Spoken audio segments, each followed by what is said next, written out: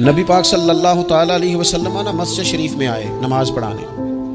بہت سارے لوگ نا بچپن سے بڑی محبت والے ہوتے ہیں، چھوٹے ہوتے بڑے پیار والے ہوتے ہیں، عشق لگا سی کھیڈاں کھیڈ دی۔ چھوٹا سا بچہ حضور مسجد میں آئے نماز پڑھانے تو نبی کریم علیہ السلام نے اپنے نالین مبارک اتارے تو اس بچے نے فٹافٹ اٹھا لیے، اٹھا کے نا پھر اس نے وضو صاف کیے، صاف کر کے اپنے پاس رکھ لیے۔ حضور نماز پڑھا کے باہر نکلے، چھوٹی سی عمر ہے، اس نے حضور کے سامنے نا وہ یوں کر کے نالین شریف رکھے، کریم رسول نے پہن لیے، حضور مسکرا کے چلے گئے۔ کیسا نصیبوں والا بچہ ہے۔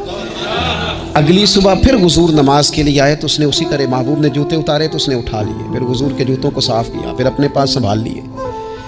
حضور نے نماز پڑھائی، فراغت کے بعد کریم نکلے تو اس نے پھر اسی طرح جوتے رکھے۔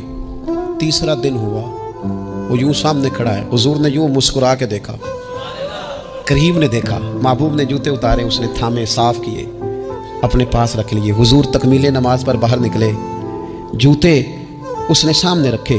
اب حضور نے پوچھا بیٹا کیا نام ہے؟ یعنی حضور نے پوچھا، نبی کہ میں نے سنا ہے وہ بن سنور کر میری عیادت کو آ رہے ہیں۔ یہ دیکھو نا، نرخ بازار محبت کا انوکھا ہی ہو گیا، نرخ بازار محبت کا انوکھا ہی ہو گیا، خود خریداروں میں شامل آ کے مولا ہو گیا۔